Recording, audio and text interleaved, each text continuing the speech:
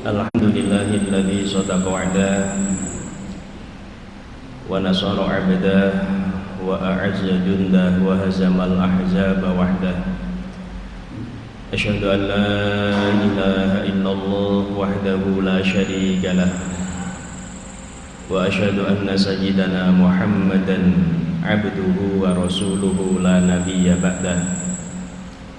Wassalatu wassalamu ala Rasulillah Sayyidina Muhammad ibn Abdillah wa ala alihi wa ashabihi wa mawalah la hawla wa la quwwata illa billah.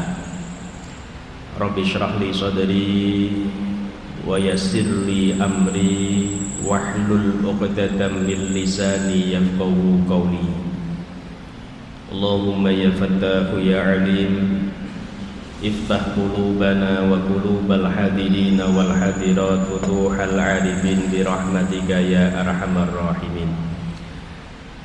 Amma ba'du, para alim, para ulama, para sesepuh binesepuh, hadirin hadirat jamaah salat subuh rahimakumullah. Alhamdulillah, pada pagi hari ini kita masih diberi kemampuan dan kemauan oleh Allah Subhanahu wa ta'ala sehingga bisa menjalankan perintah Allah jamaah sholat subuh dalam keadaan sehat walafiat. Mudah-mudahan sholat kita, jamaah kita, ngaji kita diterima oleh Allah Subhanahu wa ta'ala. Amin ya rabbal alamin. Hadirin hadirat rahimakumullah, mari kita niati dengan ikhlas karena Allah. Kita niat zikir, kita niat thalabul ilmi, kita niat iktikaf. Mudah-mudahan sedikit yang kita kaji bisa memberikan banyak manfaat bagi kita semua. Amin ya rabbal alamin. Hadirin hadirat rahimakumullah, alhamdulillah kita sudah masuk tanggal 6 bulan Sya'ban. Berarti kira-kira 24 hari lagi kita akan masuk bulan yang mulia, yaitu bulan suci Ramadan. Saya tidak tahu apakah panjenengan sudah persiapan atau tidak,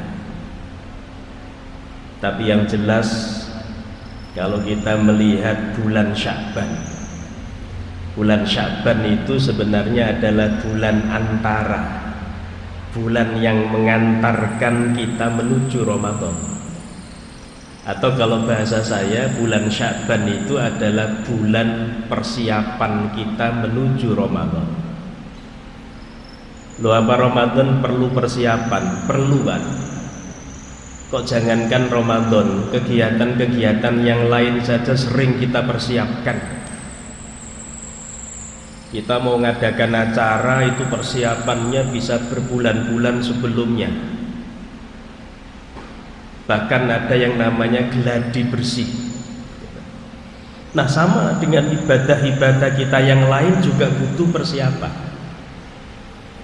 Ngapunten Bapak Ibu, saya khawatir karena kita ini tidak ada persiapan, akhirnya ibadah kita ini hanya sekedar rutinitas ritual. Waya sholat, mari sholat ya mari. Nanti masuk Ramadan kita puasa, selesai Ramadan ya selesai. Tahun depan ketemu Ramadan, puasa lagi, selesai Ramadan selesai. Tahun depan ketemu lagi, selesai. Hanya begitu saja. Maka yang tadi saya sebut hanya rutinitas ritual, ritual yang rutin saja. Padahal dalam Islam itu diajarkan menjalankan ibadah itu perlu dengan persiapan. Saya contohkan sholat itu perlu persiapan. Tapi ngapunten, karena kita ini hanya rutinitas ritual, ya sudah pokoknya sholat. Apa diantaranya? Rasulullah mengajarkan kalau sholat itu alaikumus sakinata wal waqar. Jangan terburu-buru, jangan lari-lari. Wong Rasulullah itu pernah ketika ngimami terus dengar gedebak-gedebuk, Pak. Kenapa gedebak-gedebuk nih? Bahasa Indonesianya gedebak-gedebuk nih kan apa? Terus pokoknya terburu-buru, ada suara gedebak-gedebuk ini. Ya, karena orang itu mungkin ketinggalan jamaah terus melayu-melayu gitu. Ya, melayu-melayu ketinggalan jamaah. Setelah sholat Rasulullah nanya, itu tadi apa? Gedebak-gedebuk tadi itu, suara gaduh tadi. Terus diceritakan itu tadi ketinggalan jamaah ya Rasul, khawatir ketinggalan karena memang ngapunten jamaah bersama dengan Rasul itu kan kenikmatan yang luar biasa. Ojo sampai ketinggalan, kok ketinggalan jamaah, ketinggalan takbiratul ihram saja itu sudah sebuah kerugian yang besar. Ya tidak hanya dengan Rasulullah Pak, jamaah itu Masya Allah kalau panjenengan baca literatur ya, kiai-kiai dulu, ulama-ulama dulu itu begitu ngepeno ibadah jamaah. Napa ngepeno? Memperhatikan betul, ojo sampai kari. Saya baca di beberapa literatur tentang jamaah itu, Pak. Kiai dulu itu kalau ketinggalan jamaah, susahnya itu setengah mati, Pak. Sampai ditakziahi, Pak. Jadi takziah itu gak krono ditinggal mati dak. Jadi ketinggalan jamaah itu saking susahi sampai ditakziahi. Ono sing 3 dino, ono sing 7 dino, ono sing berbulan-bulan karena ada penyesalan yang luar biasa, kerugian yang luar biasa gara-gara ketinggalan jamaah. Ya nek kene gak klewes ono adzan tetep tenang. Ono komat baru melayu-melayu. Nah ini yang tidak ada persiapan, Pak. Akhirnya sholatnya susah khusyuk, nggak ada persiapan. Ya. Padahal alaikumus sakinata wal waqar, tenang, mau sholat itu tenang. Makanya dulu di pondok itu sebelum azan sudah diwajibkan siap di masjid. Mari azan ngaji Quran. Ada yang baca sholawat, ada yang baca puji-pujian. Itu adalah persiapan. Ayo kita ini mau ibadah kepada Allah, tenangkan pikiran kita, tenangkan hati kita, sehingga sholat jamaah bisa khusyuk. Nah ini sholat. Haji juga begitu. Dalam Quran Allah memerintahkan kita persiapan ibadah haji, dan diantara persiapannya fatazawwadu fa inna khairaz zadid taqwa. Disuruh nyari bekal, dan bekal yang terbaik adalah bekal ketakwaan. Lewat sama puasa juga begitu.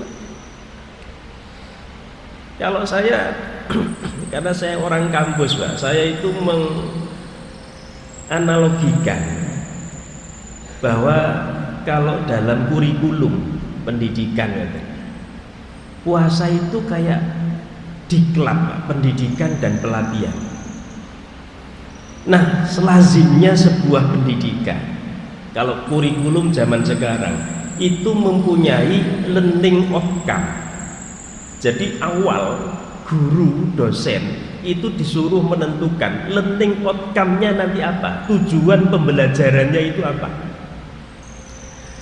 Kalau sudah ditentukan baru nanti materinya apa. Kalau sudah ditentukan materinya nanti metode penyampaiannya bagaimana. Kalau sudah metode ditentukan nanti evaluasinya bagaimana. Kalau dalam pendidikan kan ngoten. Nah puasa Ramadan besok juga begitu. Mari sekarang Sya'ban ini kita tentukan learning outcome-nya apa, tujuan pembelajaran Ramadan nanti apa.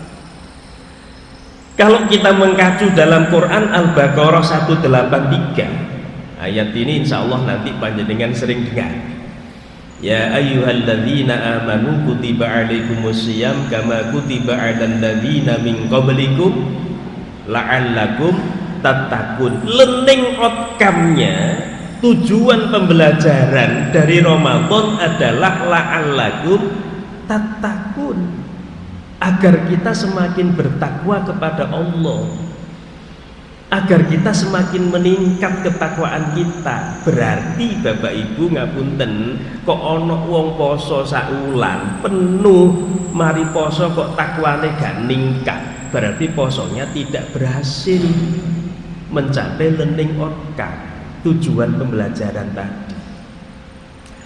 Tapi ngis pindah meleh wong kita ini rutinitas ritual lah, wis pokoke poso, mari poso ya mari gitu kan. Ya. Lha kenapa saya bilang begitu? Mboten namung jenengan, kadang kula nggih mikir ngoten, ngapunten wong iki bahasa introspeksi, Pak. Mohon maaf kalau ada yang tersindir, memang sengaja nyindir, Pak. Wong ngaji ku golek sindiran, Pak. Ya, kok panjenengan ngaji gak tersindir blas, berarti panjenengan orang baik. Saking apike sampai gak duwe salah gitu kan. Ya. Tapi orang baik itu bukan orang yang tidak pernah salah. Semua orang itu pasti punya salah.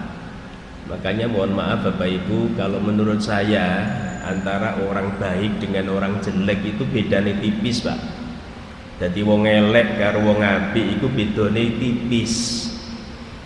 Wong apik iku ya duwe elek, wong elek iku ya duwe api. Cuman kebetulan wong apik iku Pak sing ketok apike, wong elek kebetulan sing ketok eleke. Kok umpama digabung Pak, wong apik iku ya tahu elek, wong elek iku ya tahu apik. Masya Allah, kok umpama Pak, umpama Allah itu buka kesalahan kita semua, waduh, penuh dengan kesalahan Pak kita ini Pak. Gak peduli kiai, gak peduli ustadz, semuanya selama dia seorang manusia maka pasti punya salah, punya dosa. Makanya orang yang baik itu bukan orang yang tidak pernah salah. Orang baik itu adalah orang yang melakukan salah segera sadar, istighfar, dan tidak mengulangi lagi kesalahannya. Tapi nggih ngapunten Pak, kula panjenengan urip niki mboten namung menungso tok. Ya ana setan, ya ana iblis. Mereka sudah komitmen menggoda kita. Qala fa bima ahwaitani la aqudanna lahum siratal mustaqim. Dalam Quran begitu Pak. Jadi setan itu dulu ketika diusir Allah dari surga, dia mengajukan permohonan kepada Allah, fabima ahwaitani la aqudanna lahum siratal mustaqim. Ya Allah, izinkan kami untuk menggoda manusia agar manusia itu terjerumus dari jalan yang benar. Mintanya begitu setan. Di ACC oleh Allah Pak, dikabulkan oleh Allah, akhirnya setan itu diberi wewenang oleh Allah untuk menggoda kita. Dan semangatnya setan goda menungso iku Masya Allah Bapak Ibu, kok umpami kula panjenengan semerep, Masya Allah. Semangatnya setan goda manusia itu luar biasa Pak. Sampai Quran itu menggambarkan model godone setan itu. Tsumma la'atiyannahum min baini aydihim wa min khalfihim wa an aymanihim wa an syama'ilihim wa la tajidu aktsarahum syakirin. Setan itu nggodha menungso dari depan, depan tidak bisa dari belakang, belakang tidak bisa dari kanan, kanan nggak bisa dari kiri, dari segala penjuru Pak. Kita dikepung sama setan. Masya Allah, semangatnya luar biasa. Makanya ngapunten, kok ono uwong ape ngelakoni ibadah kok gak semangat blas, pasti kena goda Pak. Kalah. Mau berangkat ke masjid mikir berangkat enggak, ya kayak enggak Pak. Mau ngaji Quran ngaji enggak. Kalau mikir gitu banyak ndaknya Pak. Wong setan semangat goda kita, dada kita nggak semangat ibadah. Sama dengan bangun tidur Pak. Bangun tidur sebelum subuh itu. Kelop mau bangun mikir bangun ndak. Delok sebelah saya turu, umpama. Wis turun neh Pak kalau seperti itu. Tapi kalau bangun semangat, ini kewajiban. Saya harus ke masjid. Sudah Pak, setan kalah Pak, kalau sudah kita semangat itu. Semangat itu bisa dikalahkan dengan semangat. Lah sing nggodho semangat kok sing digodho gak semangat. Waduh. Wis Gak kangenan belas setan godho kita, apalagi jumlah setan itu jauh lebih banyak, Pak. Jadi ngapunten, setan itu tidak ada kematian, tapi ada kelahiran sampai nanti kiamat. Gak ono matine blas. Coba saya berpikir, ini keumpama ketok setan, masya Allah, kanan kiri kita setan tok, Pak. Ya, tapi ngapunten, jangan lihat sebelah kanan kirinya ya. Sing ketok, sing gak ketok iki, Pak. Malah kadang saya berpikir, iki keumpama ketok setan, Pak. Kita lewat iki nyuwun sewu, Pak. Penuh ya, Pak. Kenapa? Karena setan dinas begitu, ada kelahiran tapi tidak ada kematian sampai kiamat. Qala anziruni ila yaumi yub'atsun. Qala innaka minal mundzirin. Di Quran begitu. Setan mengajukan permohonan, ya Allah, hidupkan kami sampai hari kiamat. Innaka minal mundzirin. Di ACC oleh Allah. Disetujui oleh Allah hidupnya setan itu sampai hari kiamat. Lo kan beda sama menungso, Pak.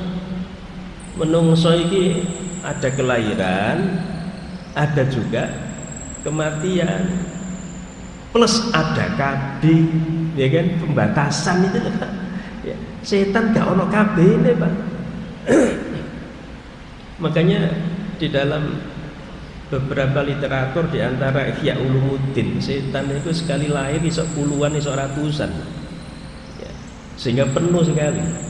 Ya, saya pernah di rumah di pondok itu ada santri yang bilang, Ustaz, di kamar mandi sebelah sana itu ada setannya, katanya. Saya bilang gini, Mas kok nang kono, nang kini ki ono, saya bilang gitu. Cuman bedane nang kini gak ketok, nang kono ngetok. Jadi biasa saja wong padha makhluk Gusti Allah. Pokoknya gak nggodho, pokoknya enggak ngerusui, ya sudah.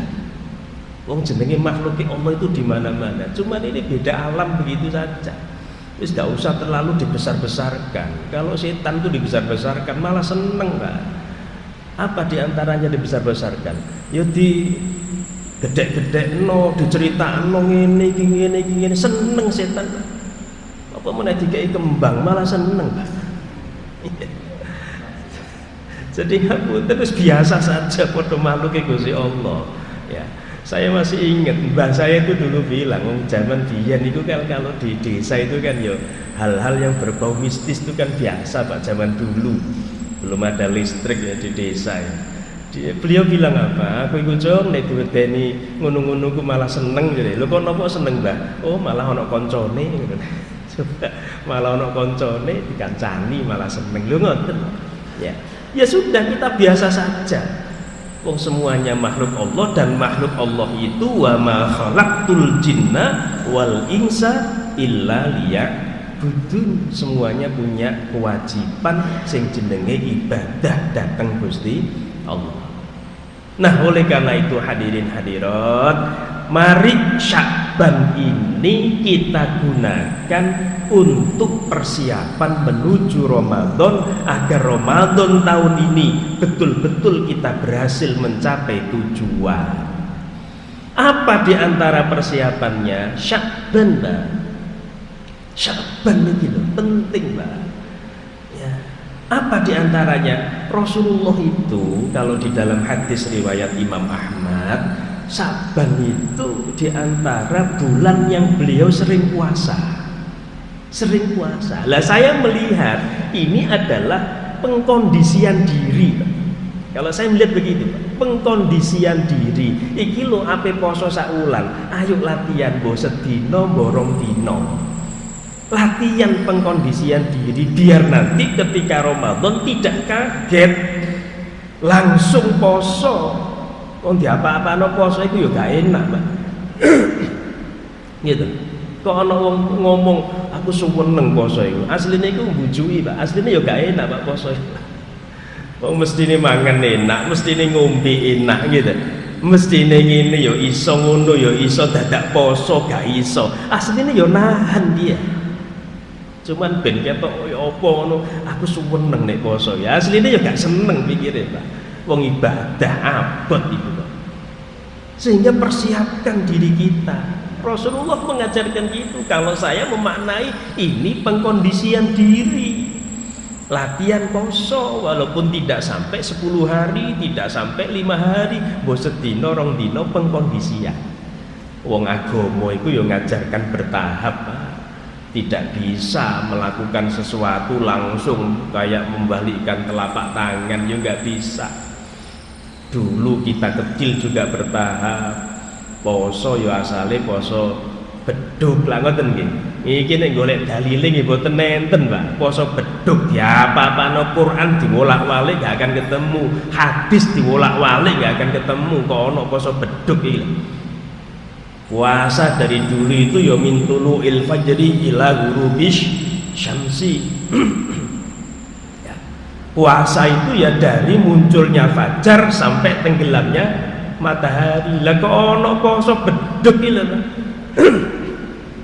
Golek dalil gak ono, tapi ini dalil tarbiyah, dalil pendidikan. Jadi ngapunten Bapak Ibu, ojo terus titik-titik iki dalile opo. Ya.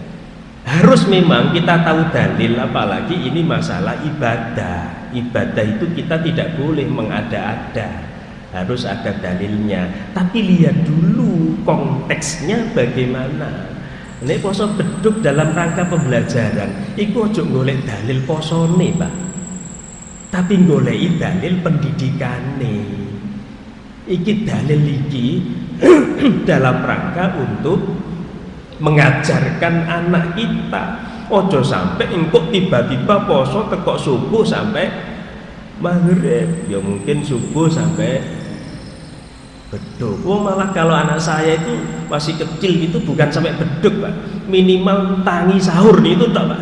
Ya, jadi pertama pokoknya sahur tangi gitu, Pak. Senajan gak poso pokoknya sahur tangi. Mari ngono gak poso gak popo wong isih cilik, Pak. 4 tahun, 5 tahun, ya. Nah, nanti kalau sudah sahur tangi nanti tahun depan ya melu sahur tapi sampai beduk begitu, Pak. Nah, ini kan bertahap. Nah, persiapan kita juga sama. Ramadan besok bertahap, ya kita latih pengkondisian diri kita dengan cara puasa mbok sedina mbok rong dina. Wong Rasulullah juga puasa pada bulan Sya'ban. Yang kedua, Pak, persiapan kita ketakwaan itu loh, Pak. Iman takwa kita harus betul-betul kita siapkan. Wong iman kulo panjenengan iki kadang apik kadang mundur, Pak, gitu. Kadang naik kadang turun. Kalau bahasanya Imam Ghazali, iman kula panjenengan ini kadang yazid kadang yampus. Wong jenenge menungso, Pak, yang tadi saya singgung menungso. Orang dulu itu bilang menungso itu menus-menus kakean dosa. Menus-menus kakean dosa, kula panjenengan sama semua wong menungso. Tapi jangan sampai yazidnya ini kalah dengan yangkusnya. Jadi iman takwa kula panjenengan kita siapkan dari sekarang. Bolehlah naik turun, tapi jangan sampai naiknya kalah dengan turunnya. Kalau naiknya itu lebih banyak daripada turunnya, maka average-nya, rata-ratanya akan naik. Naik turun, maka naik, Pak. Tapi ngapunten sebaliknya, kalau turunnya lebih banyak, naik turun, maka average-nya turun. Jadi monggo wong jenenge menungso salah itu biasa, tapi yo salah ojo akeh-akeh ngoten nggih. Nggih. Salah ojo akeh-akeh. Jadi ibu-ibu rasan-rasan yo rasan-rasan, tapi ojo nemen-nemen lho Bu, mosok rasan-rasan luwih suwe ketimbang ngaji Qur'ane ngoten lho. Kita juga begitu, mata kita, mulut kita biasa Pak ngelakoni salah, ngelakoni dosa. Al-insanu mahadul khotok wan nisyan. Tapi ojo sampai salah iku luwih akeh ketimbang apike. Makanya ngecas iman takwa niku penting. Sami kali handphone lho Pak, handphone niki nek dicas Pak, HP baterai ini nggih telas Pak, habis gitu. Iman takwa kita juga begitu, kok dibiarkan saja udah lemes Pak, turun itu yangkus terus. Tapi kalau dicas dengan cara apa? Dia ngaji ngeten iki. Jadi kajian-kajian begini ini adalah kayak ngecas iman takwa, Pak. Wa tawasau bil haqqi wa tawasau bis sabr. Dicas iman takwa kita karena demi kehidupan kita ke depan. Insyaallah Pak, Bu, wong urip dipikir-pikir apa golek opo gitu. Insyaallah panjenengan yang senior akan lebih paham ini daripada saya. Kalau dulu ketebak-ketebuk golek donya, omah saakeh-akeh ini iso lak ngoten. Nyari pekerjaan, nyari uang sebanyak-banyaknya. Tapi kalau sudah sepuh, ngapunten, bukan berarti sing sepuh iku mesti ati mati dhisik ngoten mboten, Pak. Tapi kalau sudah begini, dipikir-pikir urip ape golek opo? Kalau nggak golek sangu perjalanan kita ke depan, mungkin sekarang kita sudah cukup mungkin mencari bekal dunia, tapi bekal selanjutnya itu, urip itu pindah-pindah alam kita itu, Pak. Dulu kita pernah di alam azali. Alam azali itu alam tempat bahan kita ini disiapkan oleh Allah. Kalau bahasa Jawanya ngoten, jeladrennya itu loh, Pak. Napa jeladren ini? Terus adonan ini loh, Pak. Adonan kita ini disiapkan oleh Allah di alam sendiri, namanya alam azali. Dari alam azali pindah ke alam ruh, dari alam ruh pindah ke alam rahim, dari alam rahim pindah ke alam dunia. Sekarang ini dari alam dunia nanti kita akan pindah ke alam kubur. Ini bukan sehari dua hari, Pak, ya. Jadi jangan punya pikiran saiki dikubur meneh terus kiamat, mboten, Pak. Iya, nek saiki dikubur meneh kiamat mungkin hanya sehari. Nah, kalau sekarang dikubur terus kiamatnya masih miliaran tahun, ya, berarti bermiliar-miliar kita dikubur di alam kubur, alam barzah. Dari alam barzah kita pindah ke alam mahsyar. Kita dikumpulkan oleh Allah untuk dipertanggungjawabkan perbuatan kita. Kita akan dihisab oleh Allah, dan itu juga bukan sehari dua hari. Ngapunten, mungkin dulu pernah kita dapat cerita nanti orang dibangkitkan semua dari kubur terus digiring ke alam mahsyar. Itu bukan berangkat pagi pulang sore, Pak. Kulak nonton konser. Jadi ini berangkat pagi bisa bertahun-tahun. Berapa lama? Innallaha sari'ul hisab. Allah itu memang zat yang maha cepat menghisapnya. Di beberapa hadis diceritakan Allah itu menghisap semua orang dari awal sampai akhir. Itu hanya butuh waktu setengah dino, setengah hari. Tapi ngapunten, setengah hari ini Allah, setengah hari ini akhirat, itu tidak sama dengan setengah harinya dunia. Wa inna yauman 'inda rabbika ka alfi sanatin mimma ta'uddun. Satu hari dalam pandangan Allah itu sama dengan 1000 tahun kehidupan kita. Sehari yauman, bukan yauman walailatan, bukan sehari semalam. Artinya apa? Kalau ada orang hidup sampai 1000 tahun, dalam pandangan Allah hanya 12 jam. Kok ada orang hidup sampai 500 tahun, dalam pandangan Allah hanya 6 jam. 250 tahun berarti hanya 3 jam.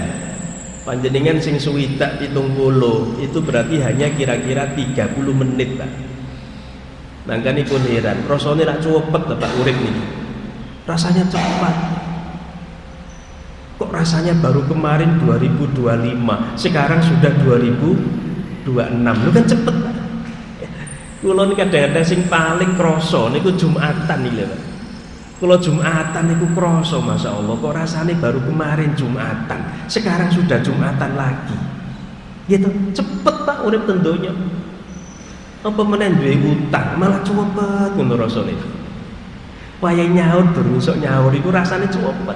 Lah memang hidup itu cepat, Pak, enggak lama. Karena enggak lama Rasulullah berpesan dalam hadis riwayat Imam Bukhari, kun fid dunya ka'annaka gharibun au abiru sabilin. Dadiya sira iku urip ten donya kaya wong manca. Wong manca niku orang asing. Au abiru sabilin, atau jadilah engkau hidup di dunia itu seperti orang yang mampir lewat. Kalau orang dulu mengistilahkan mampir ngombe. Urip niku nggih mampir ngombe, Pak. Ngombe lah mboten suwi to, Pak, ngombe niku. Ngombe niku mboten suwi. Coba jenengan pirsani, kula tak ngombe nggih.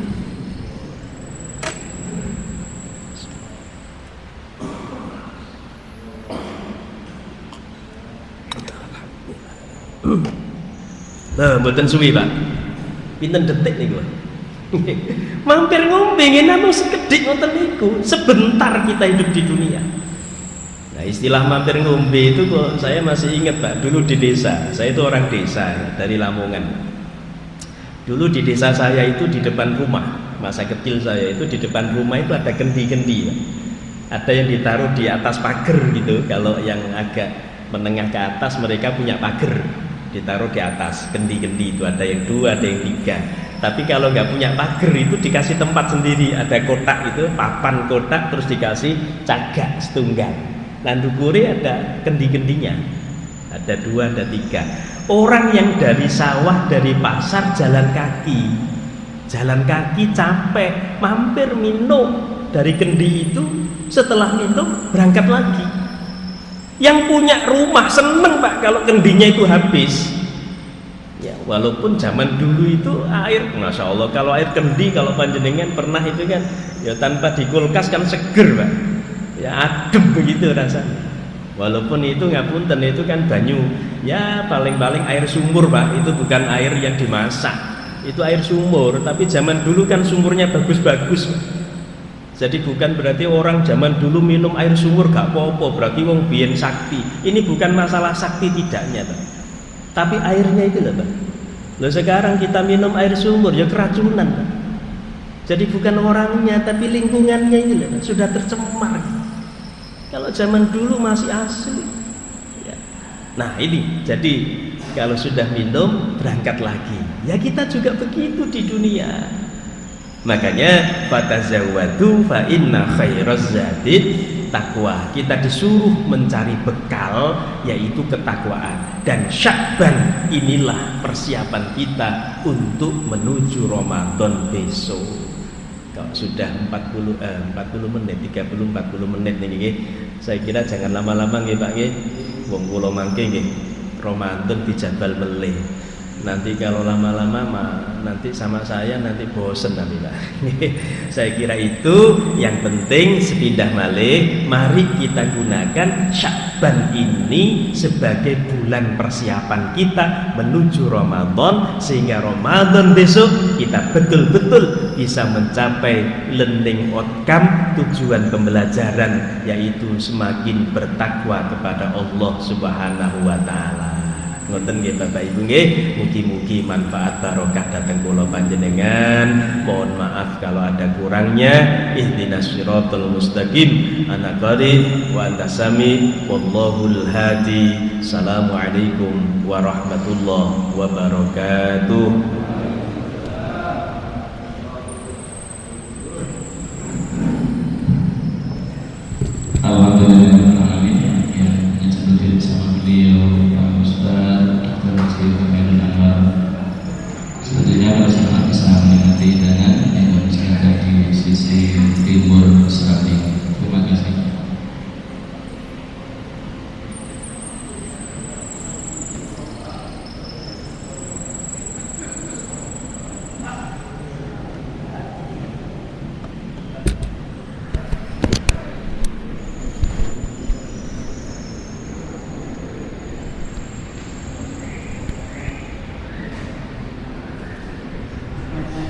Alhamdulillah, demikian tadi pengajian rutin bersama beliau Al-Ustaz Dr. Haji Muhammad Hairul Anwar SAG MEI. Sampai berjumpa di pengajian berikutnya. Alhamdulillah. Assalamualaikum warahmatullahi wabarakatuh. Alhamdulillah. Assalamualaikum. Mau kenang-kenangan, Pak. Iya toh, alhamdulillah. Beliau ini Ruslen sesepuh di Masjid Baitus Salam ini, termasuk salah satu dewan pendiri Masjid Baitus Salam ini. Alhamdulillah barangkali para jamaah ini kemarin memang permintaan Mas, jangan lupa untuk selalu di info kegiatan di masjid, karena bagi teman-teman dulu para remas atau para pemuda yang tinggal di sekitar Gedung Ahmadiyah yang sekarang tinggal di luar kota, ini kami kangen dengan masjidnya.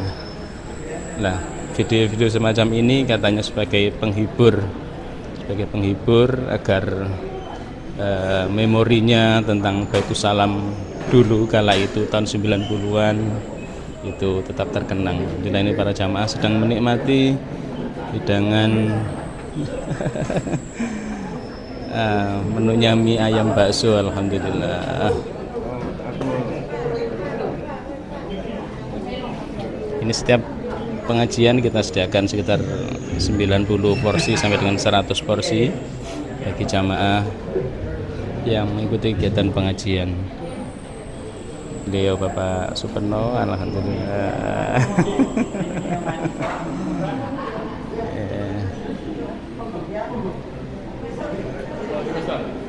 Monggo.